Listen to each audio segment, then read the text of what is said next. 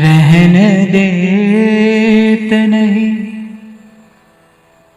और रस यह प्रेम की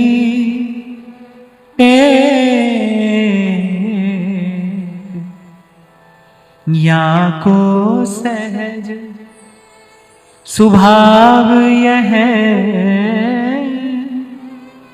करत दोई थे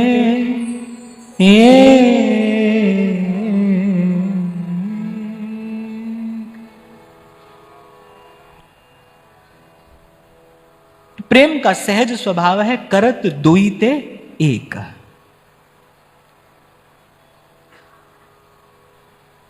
सूक्ष्म सी बात है, अगर आप ध्यान से सुने तो सहजता से समझ में आने वाली भी है कि माया से प्रेरित जो भी कार्य, जो भी चेष्टा, जो भी व्यवहार होता है वो एक से अनेक करता है, और प्रेम जिस भाव को प्रेरित करता है वो अनेक से एक करता है, समेट लेता है। ये कहा ना करत दोई ते एक। दोई माने द्वंद, जिसके लिए कबीर कहते हैं कबीरा इश्क का नाता दुई को दूर कर दिल से। कह अगर संबंध प्रेम का है फिर दुई को दूर कर दिल से। दुई माने द्वंद, दुई माने मैं और तू, मैं और मोर तोरता है माया। कह रहे कबीरा इश्क का नाता, संबंध यदि प्रेम का है तो फिर दुई को दूर कर दिल से। और कल भी आपको निवेदन किया मैंने कि योग यज्ञ जप तप व्रत पूजा ये सब साधन भी हमने थोड़ा थोड़ा करके देखा, पर देखा कि ये सब करने से तो कभी कभी कर्तृत्व बढ़ता ही चला जाता है, अभिमान और बढ़ जाता है। कभी कभी देखा जाता है पुण्यात्मा का अभिमान बड़ा होता है। एक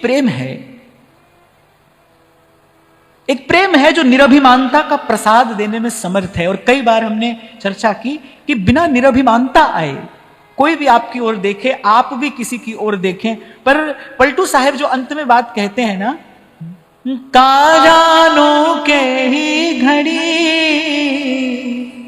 साहेब ताके मोर, साहेब ताके मोर में हर की नजर निहारे, तुरत पदम पद दे मेरे अवगुण ना बिचारे। नागरीदास जी कहते हैं ना कि नागरिया की सुधरेगी जब अखियां इतनी ढरेंगी। किसकी ओर देखते हैं प्रभु? ये जिसके लिए संत कह रहे हैं साहेब ताके मोर और मेहर की नजर निहारे। वो मेहर की नजर क्या है? जब प्रभु किसी को अपना बनाने के लिए उसकी ओर देखते हैं। ऐसे तो प्रभु की दृष्टि में सब है, ऐसे तो हम सब प्रभु की दृष्टि में ही हैं, सभी हैं, आस्तिक नास्तिक पापी पुण्यात्मा दुरात्मा जितने हैं वो सभी तो प्रभु की दृष्टि में हैं।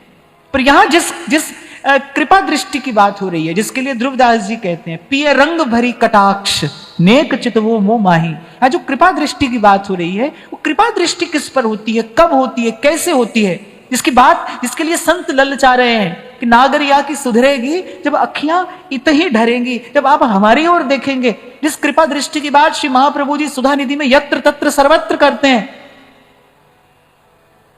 साहेब ताके मोर और मेहर की नजर निहारे, तुरंत पदम पद दे मेरे अवगुण ना विचारे। वो प्रेम भरी, कृपा भरी, अनुराग भरी, स्नेह भरी, वो रस भरी वो दृष्टि प्रभु की होती है। किसकी ओर? निरभिमान की ओर, जो अभिमान शून्य है, जिसकी चर्चा हम 2 दिन पहले कर रहे थे, जिसके लिए कबीर ने कहा है जो घर फूके अपना चले हमारे साथ। ये रास्ता किसके लिए है? कबीरा इश्क का नाता दुई को दूर कर दिल से। इसलिए तो आपको निवेदन कर रहा था मैं भाई कि संसार को रिझाना कोई कठिन काम नहीं है। यहां तो भाई क्षमा करना, यहां तो मदारी के चारों तरफ भी भीड़ लग जाती है, कौन बड़ी बात है। लो अभी हम आ रहे थे, बंदर चश्मा ले गया, वहां जहां बंदर दीवार में चश्मा लेकर बैठा है, वहां नीचे 10-20 आदमी खड़े हैं, जैसे दुनिया का कोई 8वां अजूबा हो गया हो यहां पर। यहां तो हो ही रहा है, लगी है भीड़। तो संसार को रिझाना, संसार को इकट्ठा करना, भीड़ जमा कर लेना, ये सब कोई कठिन काम थोड़ी है। वो कैसे रीझता है, वो कैसे रीझता है, वो कब देखता है। साहेब ताके मोर, ये पंक्ति मुझे प्राणाधिक प्रिय है। का जानो के ही घड़ी साहेब ताके मोर, मेहर की नजर निहारे और तुरंत पदम पद दे। अपने चरण कमल मेरे हृदय में पधरा दे और मेरे अवगुण ना विचारे। वो दृष्टि होती है प्रभु की अभिमान शून्य की ओर। जो अभिमान शून्य है, जिसने अपने अहंकार का घर अपने हाथ से फूंक दिया, जो घर फूंके अपना, चले हमारे साथ। अरे वो चले, कौन चले? जो कुछ भी ना होने के लिए तैयार हो गया हो, वो चले, जो कुछ भी ना होने के लिए तैयार हो। इसलिए उस दिन आपको मैंने कहा ना, किसी ने कहा कि अरे वो तो साधक हैं। मैंने कहा भाई हम ना साधक हैं, हम ना सिद्ध हैं, हम तो कुछ भी नहीं है, कुछ भी नहीं है। और प्रभु की कृपा रहे बस हम ऐसे कुछ भी ना रहें।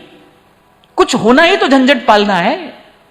ये जो कुछ होना है, यही सब झंझटों को पालना है। कुछ होते ही तो झंझट है, कुछ ना हो तो कोई झंझट नहीं।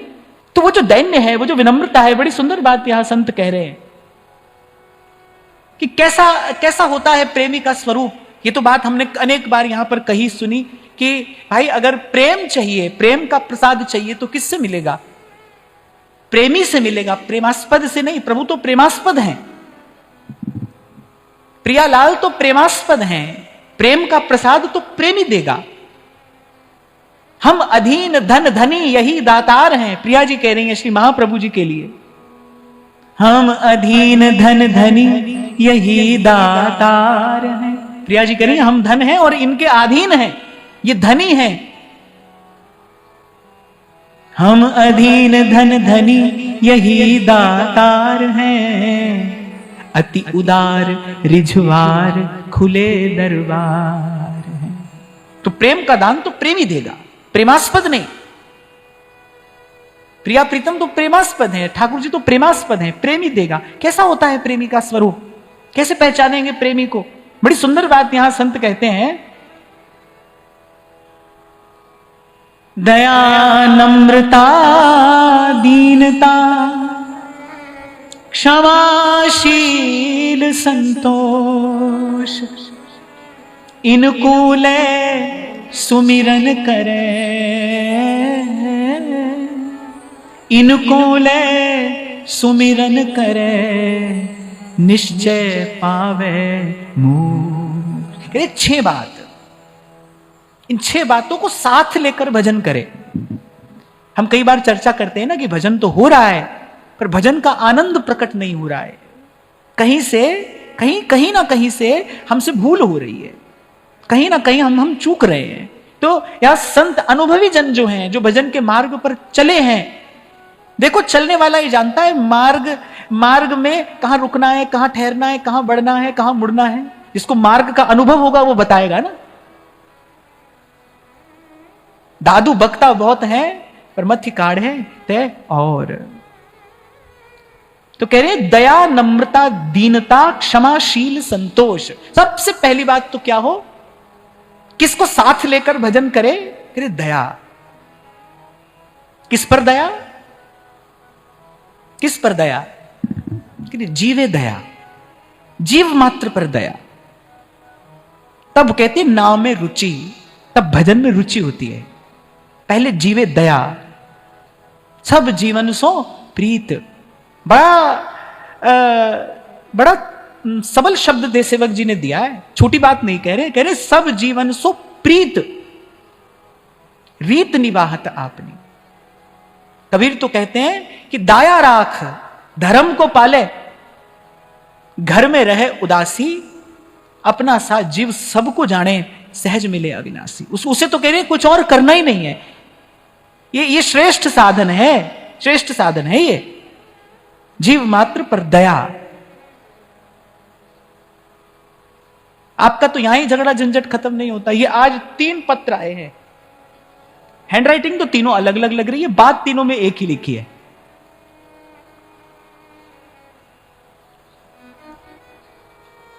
सबकी एक ही शिकायत है, आगे बैठना है, सीट रिजर्व हो जाती है, कुछ लोग सीट रिजर्व कर लेते हैं। एक ने तो ये लिखा है कि कुछ लोगों की इसी कारण सत्संग में आने से अरुचि हो जाती है, जिसको केवल आगे पीछे बैठने के द्वंद में जिसको सत्संग से अरुचि हो रही है वो ना ही आए तो अच्छा है भाई, हमको क्या करना है उसका। यहां तो पहला पाठ ही यही है, सब सोहित। यहां तो पहला पाठ यही है, सब सोहित। और मुझे तो आज तक ये बात समझ में ही नहीं आई, शायद हो सकता है कि मुझे श्रोता के स्थान पर बैठने का अवसर बहुत कम मिला हो, पर मुझे तो आज तक ये बात समझ में ही नहीं आई कि जिसको सुनना है वो तो भाई यहां पर कहीं पर भी बैठकर सुन सकता है। सुनना ही तो है, आप यहां श्रवण करने के लिए तो आ रहे हैं, और क्या प्रयोजन है। तो जब ये बात देखता हूं ना मैं, तो कभी कभी मुझे लगता है कि कितनी सी बात वहीं से आगे नहीं बढ़ पा रहे आप लोग। चलो मैं कहता हूं, मान लो 10-20 लोग ऐसे हठी हैं जो रोज ऐसा करते हैं, मैं तो मान रहा हूं ऐसा करते हैं, वो अपने हठ पर है, आप भी तो अपने ही हठ पर हो, आप भी तो अपने ही हठ पर हो। पर मैं आपको एक बात यहां पर कहता हुआ चलूं, कुछ लोग यहां पर ऐसे हैं जिनको मैं बरसों से जानता हूं, मेरा परिचय है उनसे, आपको पता भी नहीं है वो कहां बैठते हैं। वो आते हैं चुपचाप बैठकर श्रवण करके चले जाते हैं, और उनकी भजन भावना से भी मेरा परिचय है। कितना शुद्ध उनका अंतःकरण है ये मैं जानता हूं, कितनी सुंदर सुदृढ़ उनकी भजन भावना है ये भी मैं जानता हूं। और मुझे लगता है कि वस्तुतः श्रवण का सुख आनंद वही लोग ले रहे हैं, आते हैं चुपचाप सुन के चले जाते हैं। आपने शायद किसी ने देखा भी ना हो, मेरी दृष्टि में भी कभी नहीं आते। जो व्यक्ति आने से पहले ही इस बात में उलझा है, मैं तो केवल यह बता रहा हूं, जो केवल आने से पहले इस बात में उलझा है, आकर इस बात में उलझ रहा है, वो क्या तो श्रवण करेगा, क्या ग्रहण करेगा, क्या यहां से लेकर जाएगा। आज इसका समाधान तो हम करेंगे। खैर चलो आप सत्संग में आगे बढ़ो। तो कह रहे दया, और किस पर दया? जीवे दया। फिर कह रहे नम्रता, दीनता। अच्छा, देखने में नम्रता और दीनता एक समान लगते हैं।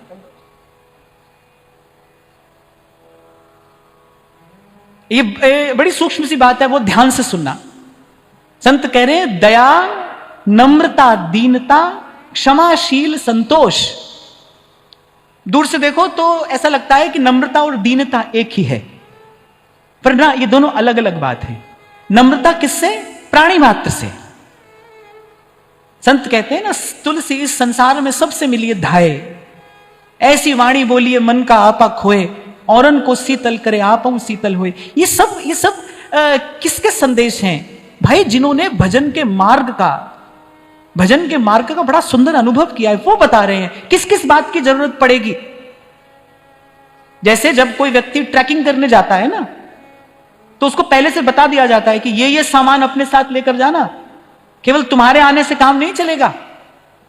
चढ़ना तो चढ़ने वाले ने है, पर कहते हैं कि उस चढ़ाई में तुम्हारी सहयोग, तुम्हारी सहायता के लिए कुछ उपकरण भी तुमको चाहिए होंगे, कुछ दवा की व्यवस्था भी करके आना, ऐसे कुछ वस्तुओं की व्यवस्था करके जानी पड़ती है। तो जो प्रेम का पथ है, ये भी तो शिखर तक जाना ही है ना, ये भी चढ़ाई करना है, तो कुछ बातों की जरूरत पड़ेगी। खाली हाथ में माला से काम नहीं चलेगा। बात प्रेम की हो रही है, और सबते ऊंचो प्रेम फल कहा है ना ध्रुवदास जी ने, सबते ऊंचो प्रेम फल, उस प्रेम की बात हो रही है। तो कुछ बातों की आवश्यकता पड़ेगी, अकेले आपसे काम नहीं चलेगा, हाथ में माला से काम नहीं चलेगा। उसमें सबसे पहली बात कहते हैं दया। पहले भी हमने इस भाव पर चर्चा की, जीवे दया नामे रुचि। जीवे दया, जिस हृदय में दया नहीं है, अर्थात जो हृदय द्रवीभूत होना नहीं जानता, वो क्या करेगा प्रेम के निकट आकर?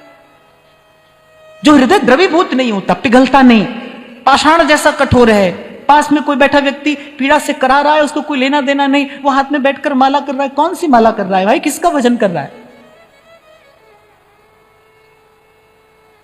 तो जीवे दया।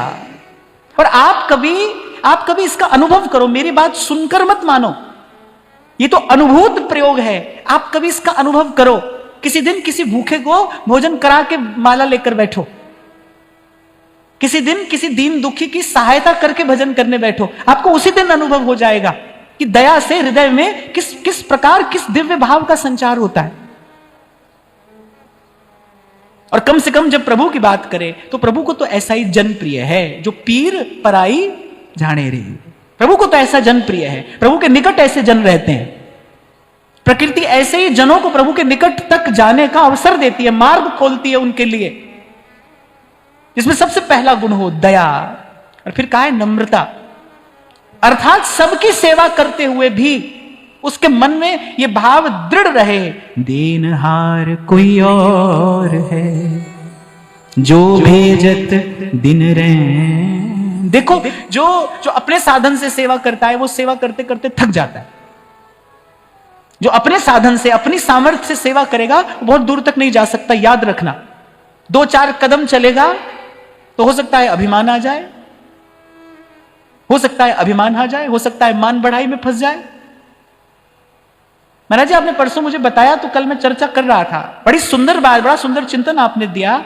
मेरा ध्यान इससे पहले इस बात पर नहीं गया जब आपने कहा कि पगडंडी गाढ़ी गए, तो आपने बताया ना कि जब पगडंडी बनती है तो उसके साथ साथ छोटे छोटे मार्ग और निकल आते हैं, उससे बच के रहना। तभी शायद अगली बात नागरीदास जी ने कहा, इत उत चित्त न दे, यहां वहां मत देखने लगना।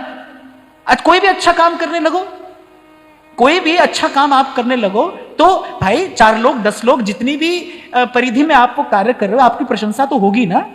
अब वो निर्भर करता है कि आप उसको स्वीकार करते हो कि नहीं करते हो, आप उसको ग्रहण करते हो कि नहीं करते। यहां व्यक्ति से भूल हो जाती है, यहां व्यक्ति से चूक हो जाती है, वो मन मन में उसका रस लेने लगता है। और इसी ईमानदारी की मैं बात कर रहा हूं, ईमानदारी से, यहां ईमानदारी से चले, आप अपनी सामर्थ्य दिन प्रतिदिन बढ़ती हुई देखेंगे। पर आप ईमानदार रहिए, इस बात को मान लीजिए, क्योंकि यही सत्य भी है। देत लेत है आप ही, पलटू पलटू सो।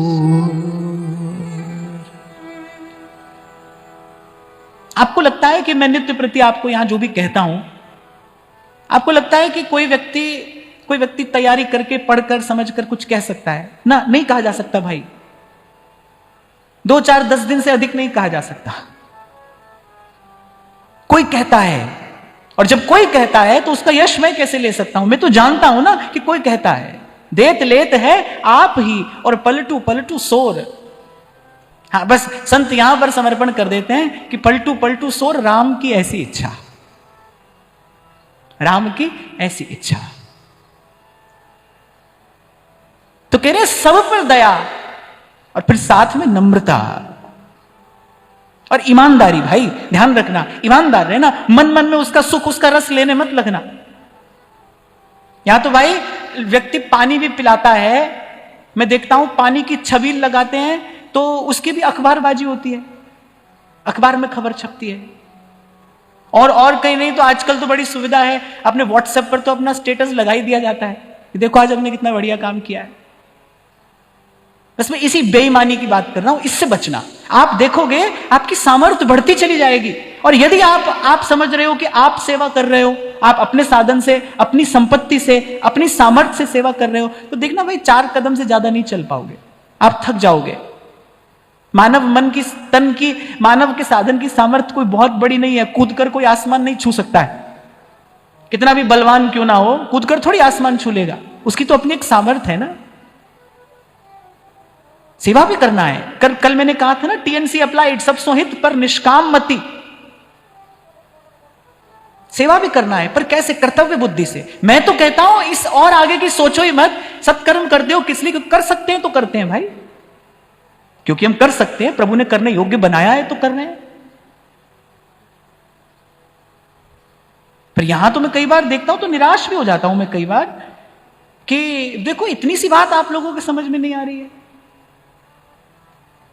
आज भी महाराज जी मेरे पास ये 3 अलग अलग पत्र आए, सब में एक ही बात लिखी है कि आगे कैसे बैठे। हमारी भी इच्छा होती है आगे बैठने की, कुछ लोग पहले आकर बैठ जाते हैं, अब क्या ही किया जाए। तो मैं सोच रहा था, शंभू जी आ गए, शंभू जी आपको ढूंढ रहे थे हम। तो शंभू जी अगले सत्र से आप ये करें कि ये अगली पंक्ति में तो आप सब लोग बैठते हैं, इसके पीछे 4 पंक्तियों में, 1, 2, 3, 4 पंक्तियों में केवल भाई लोग बैठे, उनको कोई झंझट नहीं आगे पीछे होने का, आगे सब पीछे। हाँ, ये अगली पंक्तियों में केवल 4 पंक्तियों केवल भाई लोग बैठेंगे, माताएं बहनें अब पीछे का अपना झगड़ा झंझट आप निपटाते रहो। अगले सत्र से ध्यान रखना शंभू जी। चलो भगवान का नाम भी ले लो इसी समय।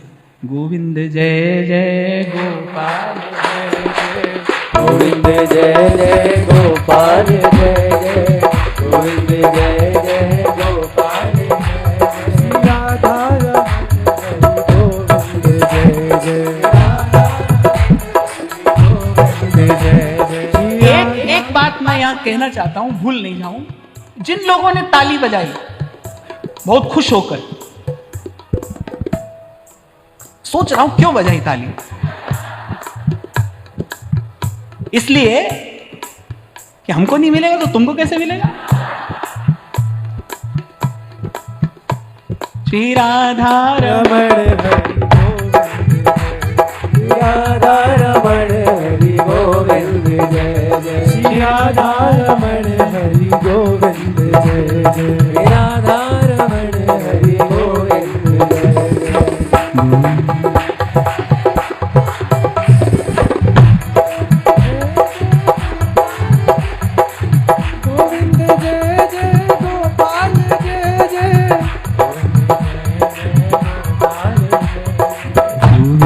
जय जय गोपाल जय जय गोविंद जय जय गोपाल जय जय। और फिर कहा दीनता। नम्रता और दीनता में भेद है। दीनता केवल प्रभु के सन्मुख। कभी कभी मैं देखता हूं कि लोग दीनता का केवल एक ऐसे ही ओढ़ना ओढ़ लेते हैं सबके सामने। अरे अरे महाराज, हम तो बालक हैं, हम तो कुछ नहीं, हम तो ऐसे, हम तो वैसे। इसकी कोई आवश्यकता नहीं है। सबके प्रति नम्र रहिए, सबका आदर करिए, पर दीनता केवल प्रभु के सन्मुख। गोस्वामी जी बड़ा स्पष्ट समझाते हैं। अस अभिमान जाई जन भोरे, मैं सेवक रघुपति पति मोर। मेरे से एक बार किसी ने प्रश्न किया कि गोस्वामी जी ने अभिमान शब्द का प्रयोग क्यों किया, कि अस अभिमान जाई जन भोरे, मैं सेवक रघुपति पति मोरे। मैंने कहा अगली पंक्ति में बता रहे हैं ना अभिमान किसका है, मैं सेवक रघुपति पति मोरे। मैंने कहा गोस्वामी जी ये बता रहे हैं कि अभिमान जैसा भाव भी यदि प्रभु के चरणों का स्पर्श पाले तो वो अमृतमय हो जाता है। प्रभु के चरणों का जो स्पर्श करेगा वो अमृत हो जाएगा, वो कुछ भी हो। गोपांगनाओं का काम श्री कृष्ण का स्पर्श करता है और गोपी प्रेम की ध्वजा हो जाती है। यही युक्ति सीख लो ना बस, कि किसी भी भाव का स्पर्श प्रभु के चरणों से करा दीजिए। यही तो युक्ति है बस, और करना ही क्या है। एथो पुटना ते अच्छे डाना रब दा की पाना, यही तो एक युक्ति है। कुछ भी हो प्रभु के चरणों का स्पर्श करा दीजिए। आपसे उस दिन कहा ना मैंने कि प्रभु का जो स्पर्श करेगा, जो बात प्रभु का स्पर्श करेगी वो कथामृत हो जाता है। जल प्रभु के चरणों का स्पर्श करता है वो चरणामृत हो जाता है। कोई वस्तु प्रभु भोग लगा दे तो वो अधरामृत हो जाता है, उच्छिष्टामृत हो जाता है, अमृत हो जाता है। जीवन को अमृत करना है तो स्पर्श कराए रखिए ना। श्रीमद् भागवत में ऐसा प्रसंग आता है ना कि जब तक श्री कृष्ण के चरण कमल इस धरती पर रहे, कलयुग नहीं आ पाया। जब तक चरण रहे भगवान के यहां, स्पर्श करते रहे वसुंधरा का, तब तक कलयुग नहीं आ पाया। ये देखो कितना सुंदर संकेत कर दिया महर्षि वेदव्यास ने कि भाई जब श्री कृष्ण के चरण होंगे वहां कलयुग नहीं होगा, वहां कलयुग नहीं आ सकता। इसीलिए तो संतों ने कहा सांस सांस सिमरे गोविंद, मन अंतर की उतरे चिंद। मन भंवरा थारे चरण कमल सो आ लिपटायो जी। लिपटा रहे ना मन भ्रमर प्रभु के चरण कमलों से। ठाकुर जी के चरण कमल हृदय की भूमि पर ऐसे विराजमान हो, ऐसे प्रतिष्ठित हो, जैसे महाप्रभु कहते हैं जागृत स्वप्न सुषुप्तिषु स्फुरतु में राधा पदाब्ज छटा। तो दीनता प्रभु से, संसार के सामने दीन होने की आवश्यकता नहीं है। रोक दिया वल्लभाचार्य महाप्रभु ने। जब सूरदास जी बार बार अपनी बात कह रहे थे, वल्लभाचार्य महाप्रभु ने कहा अरे आंधरे सूर होए के घिघियाए रहे हो, कछु ठाकुर जी को जस गा। दीनता कहां? दीनता केवल प्रभु के सन्मुख। ए दरबार दीन को आदर। कुछ दिन पहले मैं आपसे कह रहा था ना, अब संसार में अपनी पीड़ा मत बांटिए, कुछ नहीं होगा। पीड़ा को बढ़ाने का आप माध्यम मत बनिए। Don't spread this negativity in this world. इसका विस्तार मत करिए। संसार में तो प्रसन्नता बांटिए। और प्रसन्न होने के लिए एक आधार चाहिए, और वो आधार क्या है कि मैं प्रभु का हूं। प्रभु मेरे हैं। ये आधार चाहिए सदा प्रसन्न रहने के लिए। कहीं कहीं लिखा पढ़ा था मैंने कि सदा मुस्कुराते रहना ईश्वर की सर्वोपरि भक्ति है। तो मैंने कहा भाई ये लिखने वाले से थोड़ी भूल हुई है, सदा मुस्कुराते रहना ईश्वर की सर्वोपरि भक्ति है, पर मुझे ऐसा लगता है कि जो ईश्वर का भक्त है वही सदा मुस्कुरा सकता है। ये ज्यादा ठीक है। जो ईश्वर का भक्त है वो सदा मुस्कुरा सकता है, किसी भी स्थिति में मुस्कुरा सकता है। पांडवों के मुख से मुस्कान नहीं गई, कैसे कैसे कष्ट पाए, निरंतर कष्ट पाए। ये धर्म का मार्ग कंटकाकीर्ण है। प्रीतम दूर पंथ महाराज हीना, सुरत झकोला खाए, सखी मैं हरि से मिलूं कैसे जाऊं। संतों का जीवन चरित्र जब मैं पढ़ता हूं तो मैं कहता हूं भाई हमारे जीवन में तो केवल सुविधा ही सुविधा है, कुछ भी कष्ट नहीं है। आज तो कुछ भी कष्ट नहीं है। अभी कुछ दिन पहले ही मैं सुन रहा था, एक बड़े अच्छे साधक ने, अच्छी अवस्था है उनकी, तो अपना अनुभव बता रहे थे कि आज से 25-30 बरस पहले ही श्री स्वामी रामसुखदास जी महाराज का सत्संग कहीं होता था, तो कहते थे न कोई कैसेट अवेलेबल होता था, न कोई कुछ। सत्संग का श्रवण करने के लिए कितनी दूर दूर तक चल के जाना पड़ता था। आज तो ऐसी कोई भी परेशानी नहीं है, आज तो सब सुविधा ही सुविधा है। कितनी सुविधा विज्ञान के माध्यम से हो गई, कितनी सब अनुकूलताएं हो गई। देखो मार्ग कितने सुंदर सुंदर बने हैं, झट से चलो और झट से पहुंच जाओ, कुछ भी तो कष्ट नहीं है। संतों का जीवन चरित्र जब हम पढ़ते हैं, किन किन परिस्थितियों में रहकर उन्होंने धर्म की, उन्होंने अपने भजन भाव की रक्षा की है। मैं तो कई बार चकित हो जाता हूं भाई, क्या उनकी चेतना होती होगी, कैसी दिव्यता उनके मन में रहती होगी, क्या उनका भजन भाव रहता होगा। कितने अपार कष्ट सहकर भी पर अपना भजन भाव बचा कर रखा, धर्म नहीं छोड़ा। तो साहिब के जन कहाए कि यहां वहां किसी से दीन मत हुई, आदर करिए, सबका आदर करिए, सेवा करिए, सहयोग करिए, पर कुछ कहेंगे तो तुमसे कहेंगे। सुख दुख जो हो ना वो तो प्रभु के चरणों में जाकर ही कहिए। कभी कभी ऐसा होता है ना, मन भर जाता है, इच्छा होती है किसी से कहने की। मैं केवल ये कह रहा हूं, वो जो किसी से कुछ कहने की इच्छा है ना वो तो ठीक है, पर यहां किसी से कुछ मत कहिए, प्रभु से कहिए,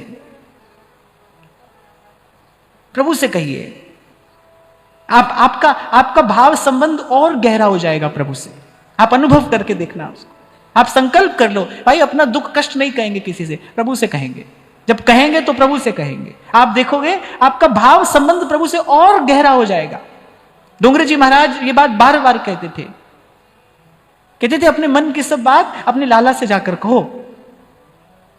गोस्वामी श्री हरिराय जी महाराज कहते हैं ना, तरहेटी गोवर्धन की रहिए और रसिक प्रीतम हित चित्त की बातें बस गिरधर जी सो कहिए, इनसे कहिए। ये सुनते हैं, ये सुनते हैं और केवल सुनते नहीं मानते हैं। मैं छोटा था तो सुना करता था, वो कोई गाता था कि मेरे दुख की घड़ी में वो और बड़े काम आते हैं, जब कोई नहीं आता मेरे शाम आते हैं। और जहां कोई आ नहीं सकता ये तो वहां तक भी आ सकते हैं, इनसे कहिए। सार क्या है, साधन का सार क्या है? प्रभु से अपनापन पहले तो बने और फिर बढ़ता चला जाए, वो संबंध गाढ़ा होता चला जाए। ये बिल्कुल नहीं कहा जा रहा है कि आपको सुखी दुखी नहीं होना है, पर जो भी कहिए इनसे कहिए। इत उत पांव न दीजिए,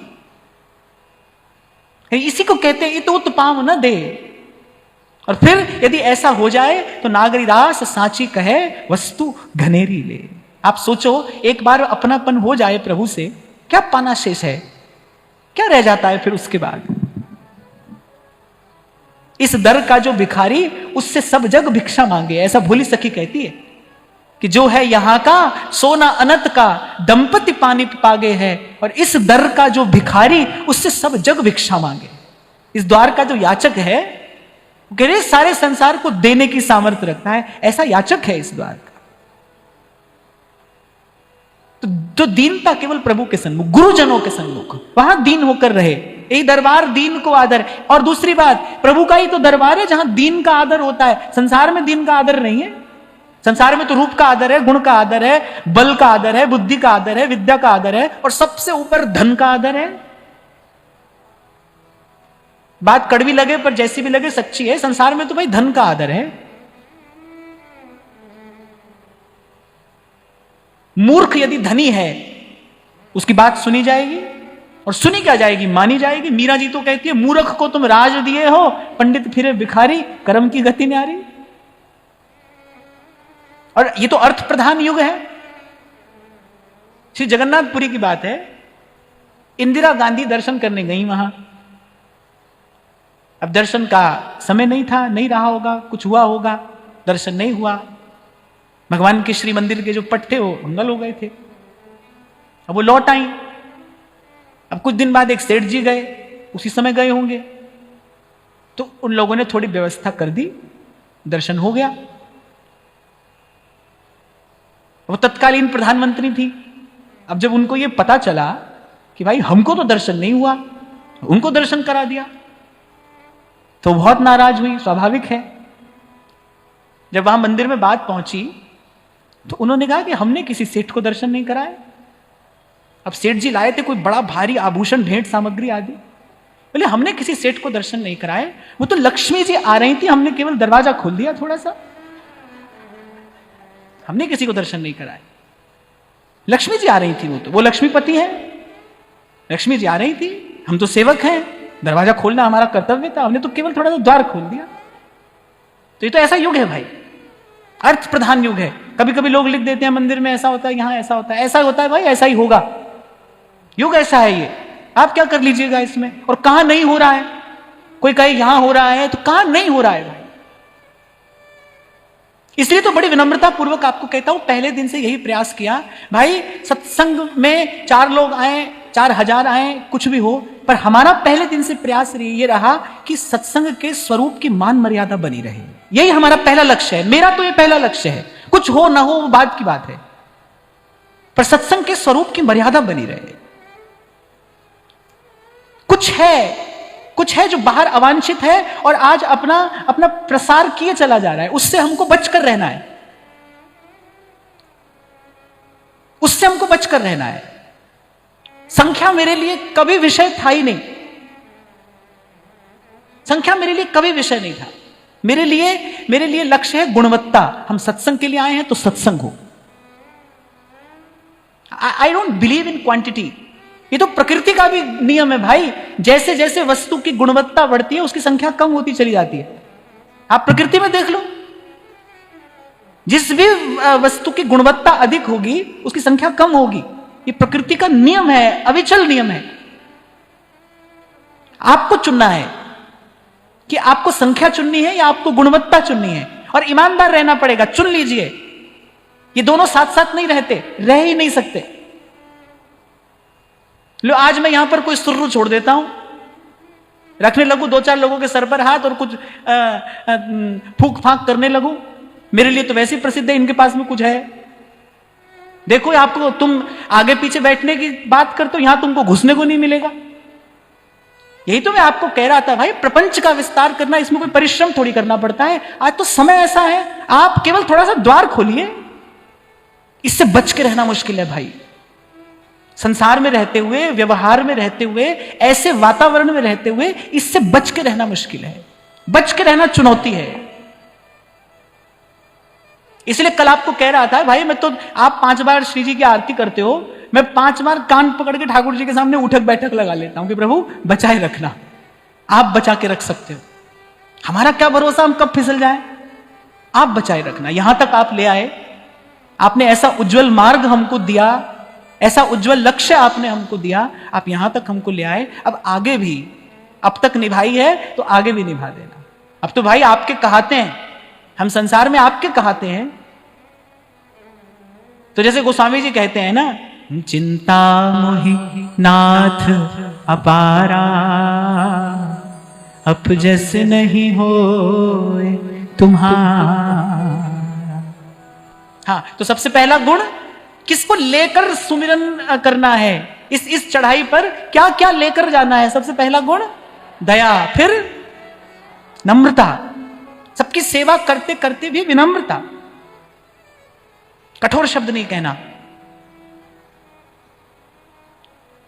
कठोर शब्द नहीं कहना। यहां तो मैं बड़े आदर से स्मरण करूंगा हमारे शंभू जी का, और मैंने वर्षों से देखा, इनको मैं देख रहा हूं, श्री जी की कृपा रहे, संतों की कृपा रहे जिनसे इनको यह प्रसाद मिला है, कि इतना सब करते हुए भी, तरह तरीके की परिस्थितियों से जूझते हुए भी, और इनके मुख पर मुस्कान बनी रहती है, इनकी वाणी में विनम्रता बनी रहती है, इनके व्यवहार में स्नेह कोमलता बनी रहती है। बहुत बड़ी बात है। मैं तो भाई इससे कोसों दूर हूं, मैं तो इससे कोसों दूर हूं। जब मैं इनको देखता हूं तो मुझे लगता है कि ये दैवी संपदा है, भगवान कृपा करके प्रसन्न होकर देते हैं, ये आशीर्वाद से घटता है जीवन में, कि दया भी हो और साथ साथ में सेवा भी हो और साथ साथ में नम्रता भी हो। ये इसी को दैवी संपदा कहा जाता है, जो कृपा से, प्रसाद से मिलता है। तो दया, नम्रता और फिर दीनता। दीनता, दीनता माने प्रभु के चरणों में मस्तक झुका ही रहे, उठे नहीं। प्रभु के चरणों में मस्तक झुका रहे, ये एक बड़ी सुंदर, बड़ी बड़ी सुकोमल, बड़ी मधुर भावना है। शायद मेरे पास कहने के लिए शब्द ना हो कि प्रभु के चरणों में मस्तक झुका रहे। जैसे सूरदास कहते हैं, सूरदास कहते हैं, थाम अंगुरिया जौन डगरिया, ले चालो मोहे जानो, ले चालो मोहे जानो, तुम्हारी शरण में, तुम्हारी शरण में, हरि मेरो ठौर ठिकानो,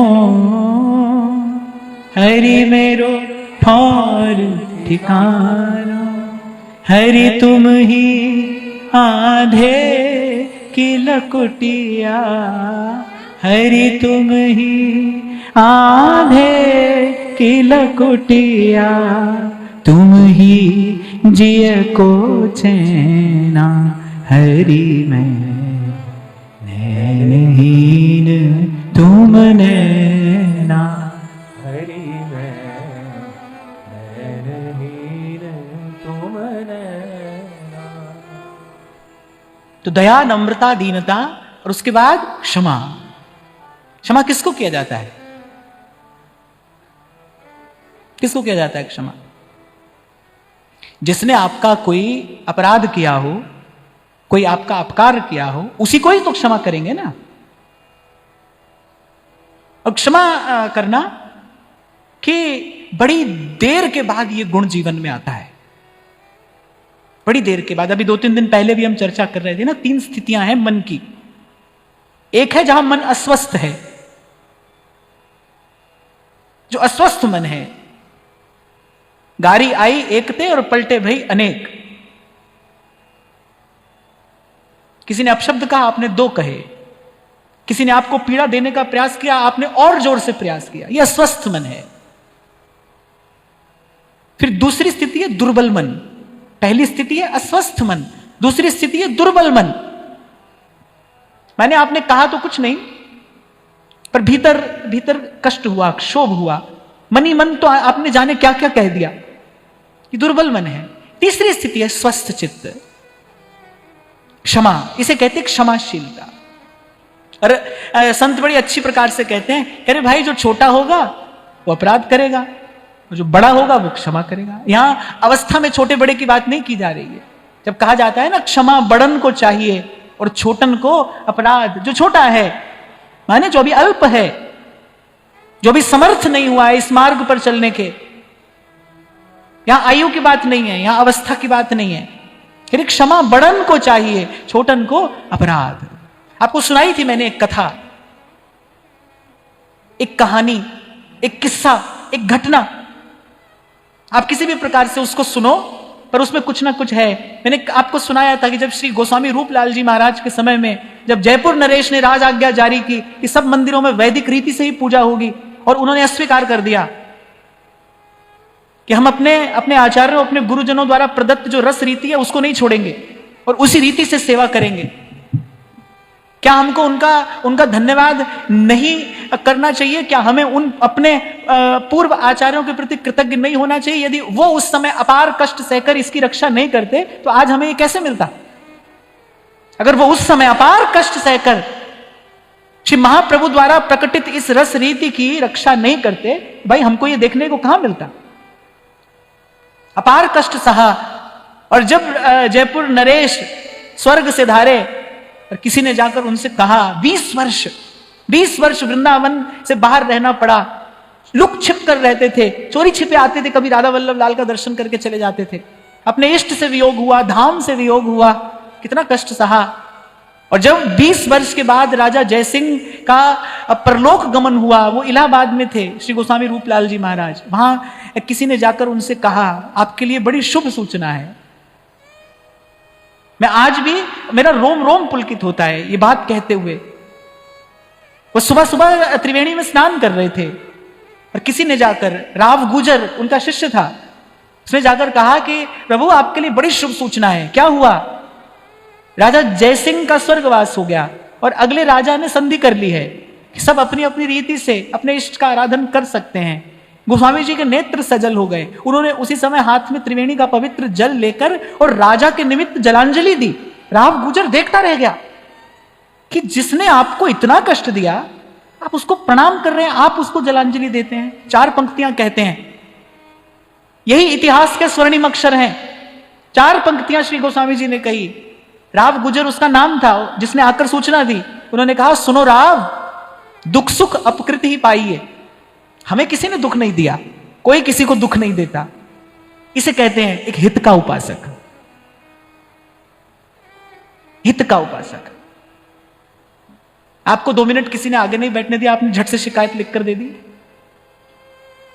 अरे सुनो राव, दुख सुख अपकृति ही पाइए, काहू को ना दोष ना मन पछताइए। तुम अपने मन में किसी भी प्रकार का कोई कष्ट मत अनुभव करो, किसी का दोष नहीं है। यहां जो होता है या तो हरि की इच्छा है या फिर जीव का प्रारब्ध है।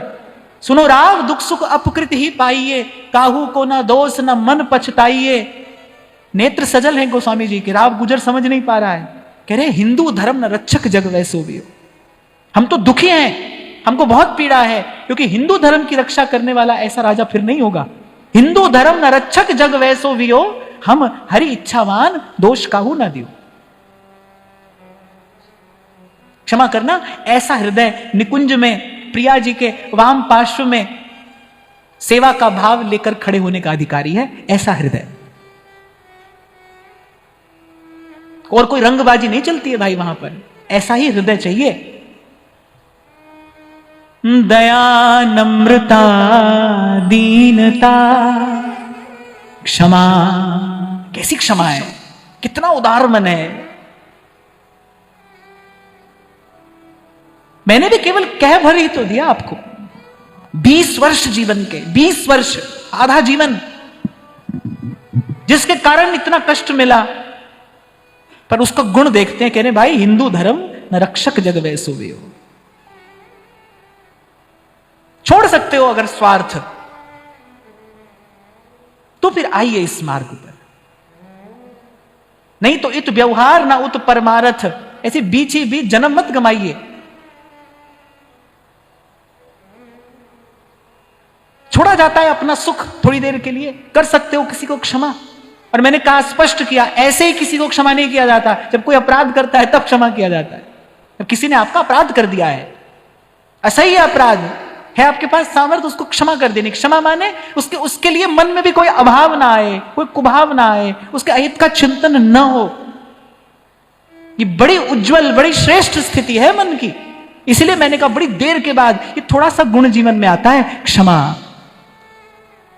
और ये जो व्यवस्था की है ना ठाकुर जी ने हमारे लिए, हमारे चारों तरफ हो जाता है ऐसा कोई ना कोई जो अकारण हमारे कष्ट का कारण बनता है, अकारण ही हमें प्रतिकूलता देता है। एक शब्द कहा जाता है शास्त्र में, अकारण शत्रु। कभी कभी कोई अकारण शत्रु होता है। क्यों होता है भाई? प्रकृति आपको निखारना चाहती है, प्रकृति आपके अंदर क्षमा का विकास कराना चाहती। कैसे आएगी क्षमा? कैसे आएगी क्षमा? कैसे हमको खबर पड़ेगी कि आया है हमारे जीवन में ये दैवी गुण क्षमा?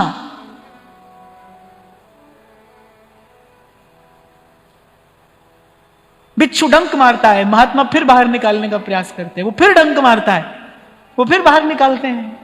कह रहे वो अपने स्वभाव से डंक मार रहा है, मैं अपने स्वभाव से बाहर निकालने का प्रयास कर रहा हूं। जब क्षमा स्वभाव हो जाए, आपका स्वभाव। और एक और बात मैं बता रहा हूं, क्षमा करने वाला दुर्बल नहीं होता। कभी भी क्षमा करने वाला दुर्बल नहीं है। दुर्बल तो क्षमा कर ही नहीं सकता। दुर्बल तो तन से नहीं तो मन से प्रहार कर ही देता है। दुर्बल क्षमा नहीं कर सकता। क्षमा करने के लिए आत्मबल चाहिए, शरीर का बल नहीं, आत्मबल, शुद्ध अंतःकरण चाहिए। क्षमा करने के लिए आपको भजन का आधार चाहिए, जो आध्यात्मिक दृष्टि से विकसित होगा, जिसके आध्यात्मिक चेतना उज्जवल होगी, वही क्षमा कर सकता है। इसीलिए आपको मैंने कहा भाई ये दैवी संपदा है, और देखना अपने जीवन में, अपने भीतर देखना, न हो तो लाने का प्रयास करना। नहीं है तो कोई बात नहीं, पर हम लाने का प्रयास करेंगे। तो सबसे पहले दया, फिर विनम्रता, फिर दीनता, फिर क्षमा, और फिर कहते हैं शील। शील, ये गुण प्रभु को अत्यधिक प्रिय है। क्यों? क्योंकि भगवान कौन है? तुलसी कहूं न राम से, साहिब सील निधान। शील समझते हैं? आचरण की पवित्रता, सदाचार, आपके आचरण में पवित्रता हो, सत्य हो, पवित्र आचरण, शील। शीलवती स्त्री, पतिव्रता स्त्री।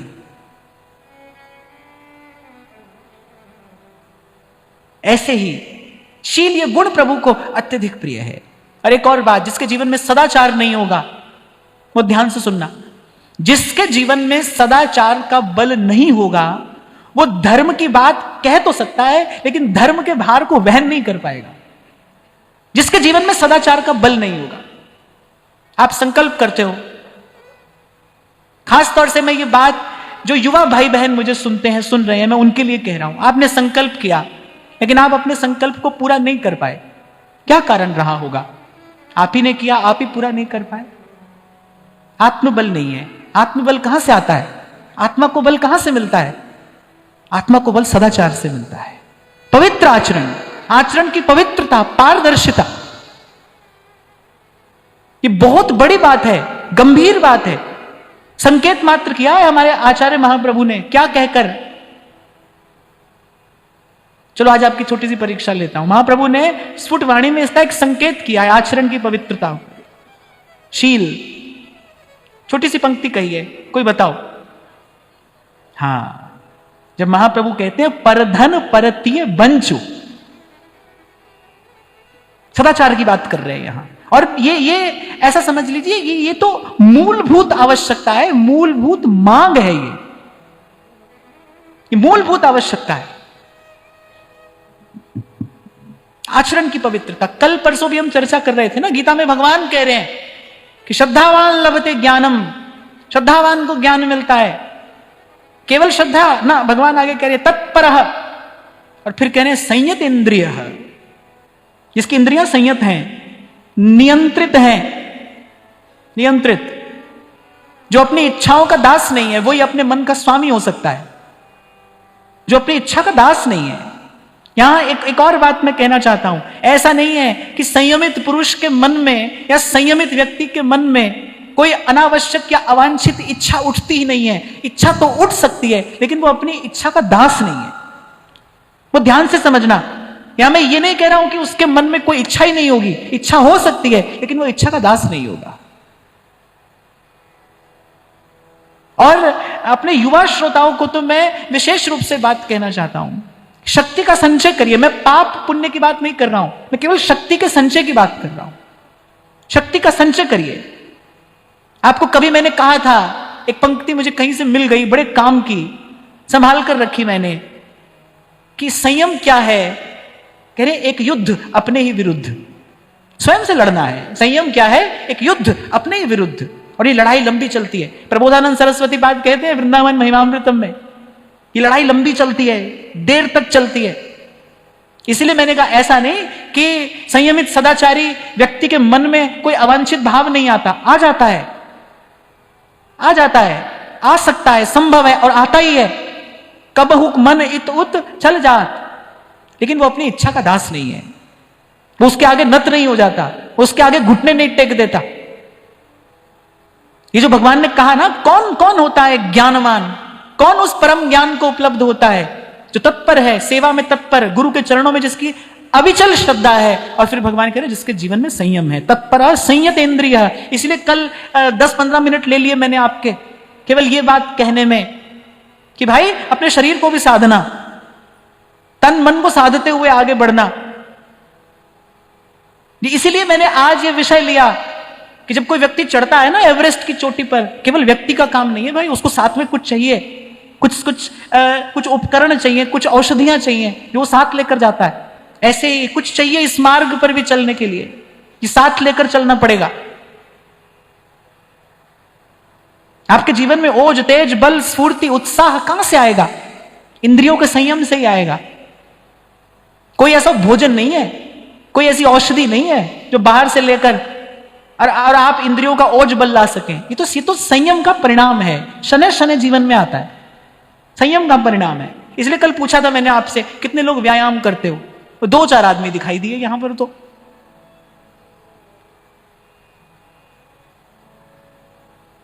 मैं जब स्कूल कॉलेज में बच्चों के पास जाता था तो बच्चे प्राय करके ये बात मुझसे पूछते थे कि बिना कारण के नेगेटिविटी है, नकारात्मकता है।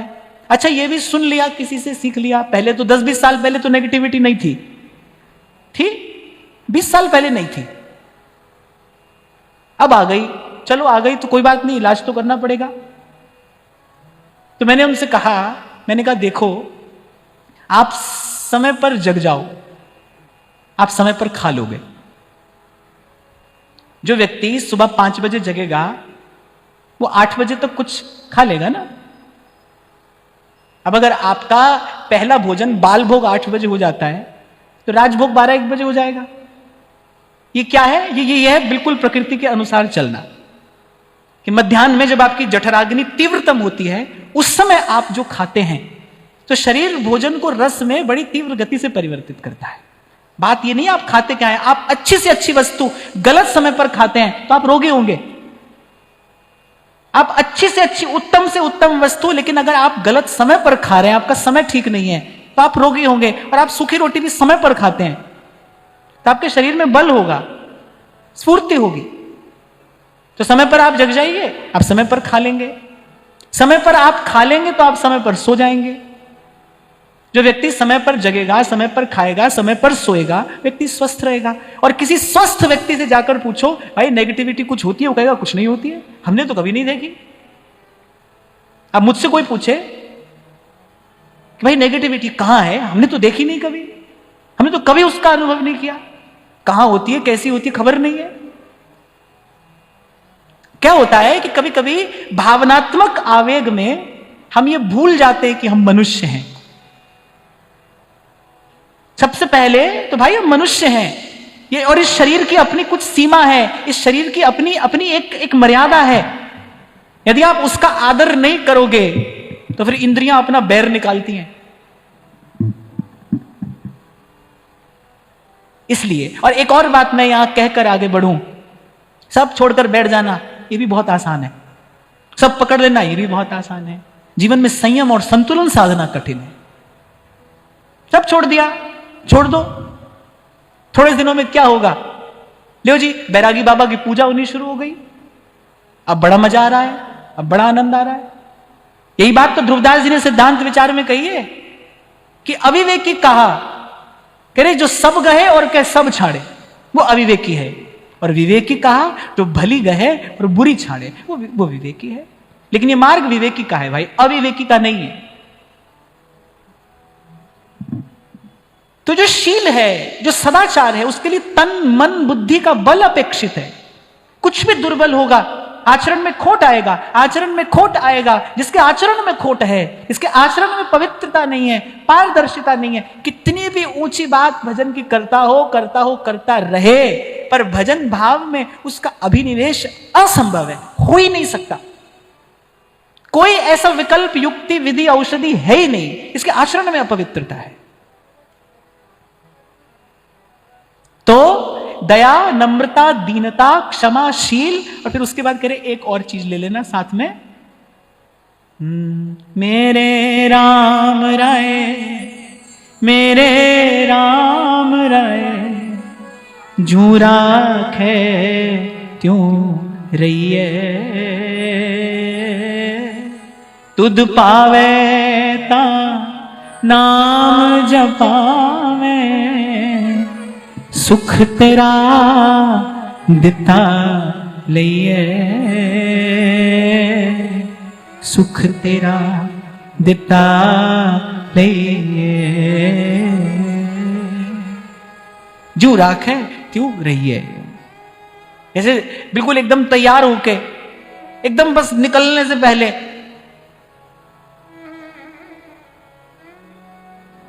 आप सोच रहे होंगे मैं क्या कहने वाला हूं।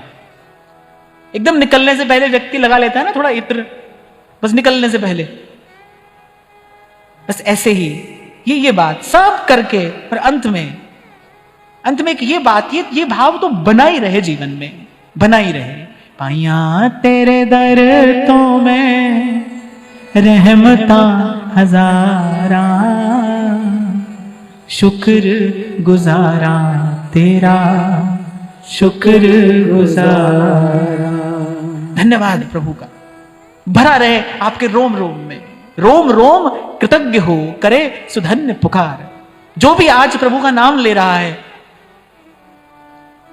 जो भी आज प्रभु का नाम ले रहा है, कहीं किसी भी स्थिति में जो कोई भजन कर रहा है, वो इस बात का तो विश्वास रखे, वो इस बात का तो विश्वास रखे कि प्रारब्ध से वो जैसी स्थिति में होता, उससे कई गुना अच्छी स्थिति में वो भजन की कृपा से आज है। क्योंकि जीवन में प्रभु है, प्रभु का नाम है, प्रभु की कृपा है। उनका देने का ढंग ऐसा है भाई, वो देते हैं तो किसी को पता नहीं चलता। 2 लोगों का वैभव सुदामा को दे दिया, पर जब दिया तो न देने वाले को पता है, न लेने वाले को खबर है, खबर नहीं पड़ती। जब प्रभु देते हैं तो ये उनका देना ऐसा है, न देते हैं तो खबर पड़ती है, और न वो देकर जताते हैं, न वो देकर बताते हैं, न वो देकर किसी से कहते हैं। ऐसे देते हैं प्रभु। इसीलिए तुलसी बाबा कह रहे हैं, तुलसी कहूं न राम से, साहिब सील निधान, साहिब सील निधान। तो आज जहां से बात हमने आरंभ की कि भाई प्रेम का प्रसाद, प्रेम का धन तो धनी से मिलेगा, कह रहे हैं जो इन गुणों को लेकर सुमिरन करे वो प्रेमी है। ये प्रेमी का स्वरूप बता रहे हैं संत, कि दया, नम्रता, दीनता, क्षमा, शील, संतोष, इनको ले सुमिरन करे तो निश्चय पावे।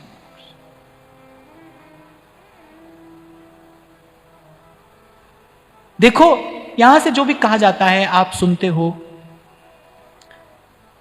उसको सुनकर यही विचार करना चाहिए, भाई ये जो कहा सुना जा रहा है, इन भावों के हम कितना निकट हैं, कितना दूर है। ये किसी को भी हतोत्साहित करने के लिए नहीं कहा जा रहा है, अपितु इसे लक्ष्य बनाकर इस ओर बढ़ने के लिए, प्रोत्साहित करने के लिए कहा जा रहा है। मार्ग कितना भी कठिन हो, पर भाई जाना तो है ना। कुछ दिन पहले मैंने आपसे कहा था कि भाई मार्ग ये कितना भी कठिन हो, ठाकुर जी कितनी भी देर से मिले, पर मिलना तो है ना। संसार सरलता से मिलता होगा तो भाई संसार रूपी कांटों के झाड़ से जाकर लिपट थोड़ी जाएंगे कि वस्तु सरलता से मिल रही है तो चलो इसी से लिपट जाओ। ठीक है, ये मार्ग यदि कठिन है, और मान लो ठाकुर जी कह दें भाई हम तो 1000 जन्म बाद मिलेंगे, अब जब मिलोगे तब मिलोगे, इसमें तो कोई कुछ कर नहीं सकता, और हम तो आपकी ओर देखेंगे, आपकी ओर देखेंगे और आप ही की ओर चलेंगे। तो जो भी यहां कहा गया, कहा जाएगा, केवल इसीलिए कि हमारा लक्ष्य श्रेष्ठतम हो। और फिर यह कहकर मैं वाणी को विराम देता हूं, पुनः आपसे निवेदन कर रहा हूं, वैसे भी जो करना है वो अपनी ओर देखकर तो करना नहीं है, वो तो प्रभु की ओर देखकर करना है। और प्रभु जितने मेरे हैं उतने आपके हैं, जितने आपके हैं उतने मेरे हैं। तो बस अपने जीवन के लक्ष्य को उज्जवल रखते हुए, गुरु के चरणों में श्रद्धा रखते हुए, सेवा में तत्पर रहते हुए अपने जीवन में कुछ नियम संयम साध कर, कहा था मैंने 2 दिन पहले, नेम जगावे प्रेम को। नियम प्रेम जगा देता है। 2 पत्थर को आप घसिए, घर्षण से क्या होता है? अग्नि प्रकट हो जाती है। ऐसे नियम क्या है? घर्षण है। एक ही कार्य आप बार बार कर रहे हैं, उसी नियत समय पर एक एक क्रिया जब आप करते हैं तो उसमें ऊर्जा प्रकट होती है। नेम जगावे प्रेम को। यहां पर एक बात मैं फिर कहूंगा, बल देकर कहूंगा, प्रयास करना हमारे जीवन में सदाचार बना रहे। इसका बड़ा बड़ा दिव्य प्रभाव मैंने जीवन में देखा है। दिव्य प्रभाव। ऐसी ऐसी परिस्थितियां जो किसी के भी मन को निराश हताश कर सकती हैं, परंतु यदि आपके जीवन में सदाचार है और सदाचार का बल है, तो जैसे गोखुर से बने गड्ढे को कोई बड़ी सहजता से पार कर जाता है, ऐसे महापुरुष पवित्र आचरण के बल पर ऐसी ऐसी परिस्थितियों को बड़ी सहजता सुगमता से पार कर जाता है। सदाचार का बल है और ये गुण प्रभु को प्रिय है, अत्यंत प्रिय है।